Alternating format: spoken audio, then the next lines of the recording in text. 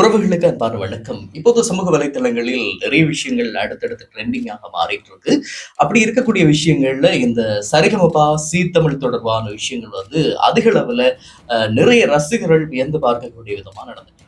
அது தொடர்பான விஷயங்கள நாங்க ஏற்கனவே கூட 3 காணொளிகள்ல தந்திருந்தோம். சபேஷன் அவர்கள பத்தி தந்திருந்தோம். பிரஷாந்த் அதற்கப்புறமா ஸ்னேகாவ பற்றியெல்லாம் சில தகவல்கள தந்திருந்தோம். இந்த வாரத்திலே கோல்டன் ரவுண்ட், அதாவது பழமையான, பசுமையான, மனது மறக்காத பாடல்களை பாடக்கூடிய அந்த பாடல்கள் வரிசையில் சபேஷன் "ஆயிரம் நிலவே வா" அந்த பாடலை பாடுகிறார். இந்த முறை கொஞ்சம் வித்தியாசமாக, இதுவரையில் வந்த கெட்டப்பில் இல்லாமல் அவர் போட்டிருக்கக்கூடிய குர்தா அந்த விஷயம் கொஞ்சம் அதிகமாக பார்க்கப்படுகிறது, பேசப்படுகிறது. காரணம், இதுவரையில் அவர் அணிந்திருந்த உடைகள் தொடர்பாகவும் ஒரு சில விமர்சனங்கள் இருந்தது. என்னதான் இருந்தாலும் அவர் ஒரு இசை மேடைக்கு போயிட்டார், மிகப்பெரிய மேடை. மேடையில் அணியக்கூடிய உடைகள்ல இன்னும் கொஞ்சம் அவர் கவனம் செலுத்தி இருக்கலாம்.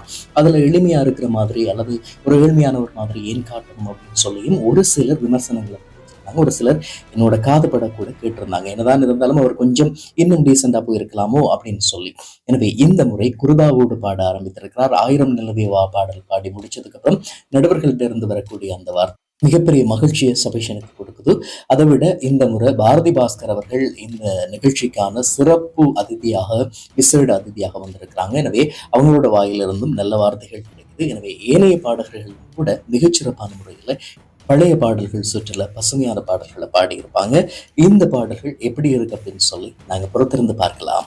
சபீஷனுக்கும் அடுத்தடுத்து கோல்டன் சவர், அதே போல நடுவர்களுடைய வாயிலிருந்து மிகப்பெரிய வார்த்தைகள் எல்லாம் வருகிறது. மிக முக்கியமாக வித்யாசாகர் அவர்கள் கலந்து கொண்ட அந்த போட்டி தொடர்பான விஷயங்களிலே வித்யாசாகர் ஃபுல் மார்க்ஸ் அப்படின்னு சொன்னதுமே நடுவர்கள் சொன்ன விஷயம், அவருடைய வாயால் அப்படி வந்திருக்கு அப்படின்னு சொன்னா, நீ டைட்டில் வின் பண்ணதுக்கு சமன் அப்படின்னு சொல்லியிருந்தாங்க. அந்த அளவுக்கு அவருடைய பாடல் திறமை இருந்தது. ஈழத்தினுடைய ஒரு பாடகர், எங்களுடைய கிழக்கு மாகாணத்தினுடைய அம்பாறை மாவட்டத்தின் திருக்கோவில் பிரதேசத்தைச் சேர்ந்த எங்களுடைய சபேஷன் அவர்கள் 2வது சுற்றிலே "இன்னிசை பாடி வரும்" அப்படின்னு சொல்லி ஆரம்பிக்கக்கூடிய அந்த பாடலை மிகச்சிறப்பாகவே பாடியிருந்தார். 1வது சுற்றுல அவருக்கு கொஞ்சம் பதட்டம் இருந்ததா ஸ்ரீனிவாஸ் அவர்கள் நடுவணம் வகிக்கும் போது சொல்லி இருந்தார். நீங்க பாடும்போது அந்த குரலை கேட்கும் போது, "நல்லா பாடுறானே இந்த பையன், ஆனாலும் கொஞ்சம் பதட்டமா இருக்கிற மாதிரி இருக்கே" அப்படின்னு சொல்லி கடைசியா சொல்லி இருப்பார். ஆனா இந்த "இன்னிசை பாடி வரும்" இந்த பாடலை சிரிச்ச முகத்தோட சபேஷன் பாடும்போது நடுவர்களுக்கும் அந்த சிரித்த முகம் எப்பவுமே பொலிவா இருந்தது. அதே நேரத்தில் அங்க இருந்த பார்வையாளர்கள், ஏனைய ஜட்ஜஸ் எல்லாருமே ஒரு சிரிச்சு அந்த பாடலை ரசிச்சிருந்தாங்க. பாடல் முடிஞ்சதுக்கு அப்புறமா நம்ம ஒரு ஏவிய பார்ப்போம் அப்படின்னு சொல்லி அர்ச்சனா சொன்னதுக்கு அப்புறம் அங்கிருந்து இலங்கையை காட்டுறாங்க. இலங்கையிலே திருக்கோவில் பிரதேசத்தை காட்டுறாங்க. அதுல அவங்களோட சபேசனோட அம்மா பேசுறாங்க. முதல்ல அம்மா பேசும்போது சொல்ற விஷயம் "நீ என்னை விட்டு சொல்லாம போனதுதான் கவலை, ஆனா அங்க போய் இவ்வளவு தூரம் ஜெயிச்சிருக்க அப்படின்றது எனக்கு பெருமையா இருக்கு, எனக்கு சந்தோஷமா இருக்கு" அப்படின்னு சொல்லி அவங்களோட சந்தோஷத்தை வெளிப்படுத்துறாங்க. தங்கச்சி பேசுறாங்க. தங்கச்சி பேசும்போது சொல்லக்கூடிய விஷயம், "நான் நீ ஜெயிச்சுட்டு வா, நிறைய பேர் நிறைய விஷயங்கள் சொன்னாலும் அதையெல்லாம் கண்டுக்காம நீ பாடல், இசை அப்படின்னு சொல்லி ஓடிட்டு இருந்த, அதுக்கு ஒரு நல்ல வாய்ப்பு கிடைச்சிருக்கு, இதை கண்டிப்பா பயன்படுத்த" அப்படின்னு சொல்லி தங்கச்சியும் கூட சபேஷனுக்கு நல்ல ஒரு ஆதரவாக பேசுறாங்க. சபேஷனோட தந்தையும் பேசுறார். சபேஷனோட தந்தை நான் ஏற்கனவே காணொலியில சொல்லியிருப்பேன். அவரும் ஒரு இசை கலைஞராக இருந்தவர். ஆரம்ப காலங்களில் பாடல்கள் நிறைய பாடி இருக்கிறார். அண்மையிலும் கூட நான் பார்த்த நிறைய இடங்கள்ல சபேஷனுக்கு ஏதாவது விருது கிடைக்குதா, சபேஷனுக்கு ஒரு மேடை அப்படின்னு சொன்னா கண்டிப்பா அவரோட தந்தை அந்த இடத்துல இருப்பார்.